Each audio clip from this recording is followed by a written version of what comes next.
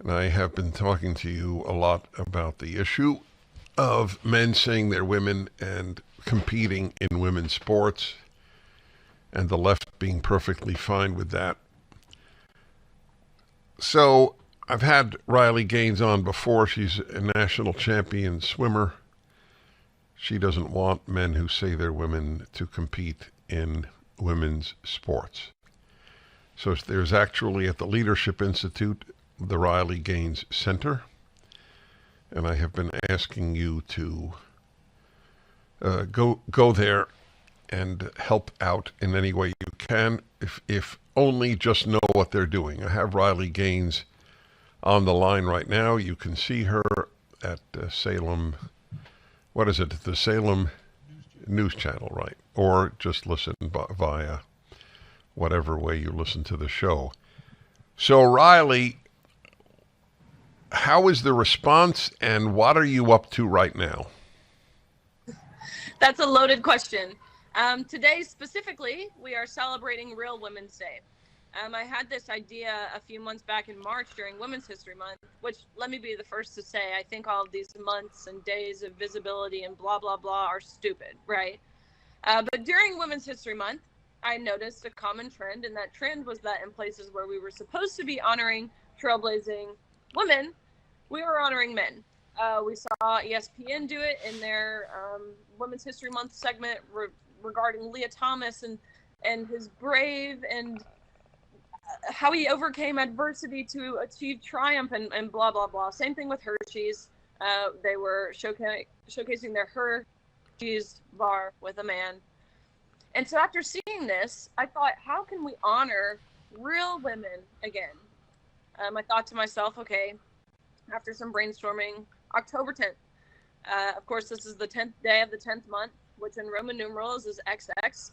And if you took 5th grade biology, you know that XX are the female chromosomes. And so I have declared October 10th as Real Women's Day, which has gotten a lot of traction. We have sent out 50 activism kits to different campuses through the Leadership Institute, a radar gun and a big bullpen thing where we're testing the difference between how fast a man can throw a softball and a woman can throw a softball. Of course, a more interactive way to see exactly what I'm talking about. It's been read into the congressional record that October 10th is Real Women's Day.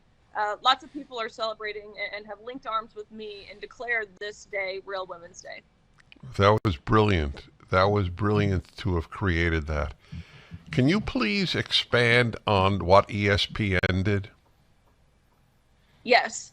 I was super disheartened by this because it was Julie Foudy who read it, which I've looked up to her for a long time. Of course, it's a woman doing the narration and voiceover of this special they did where, again, it was they were taking Leah Thomas as this trailblazing woman and how much he has accomplished in women's swimming and for the sport of swimming and, of course, for women in general. They talked about how hard it was for him to compete with all of the scrutiny he was under daily. Yet he still came out as a national champion, and so they applauded everything he had done. But little do they know, really all he is a sexual deviant.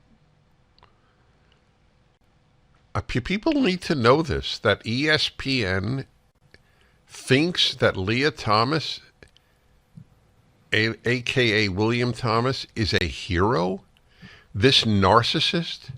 This guy who shows his genitalia in the women's locker room? This guy who deprives women of winning because he couldn't win enough in the men's competition is a hero to ESPN? Is there any blowback at ESPN for this? There was. We had Sage Steele speak out, who has now left ESPN. We've had Sam Ponder speak out, who has been labeled a bigot and everything else, but her response is biology is not bigotry.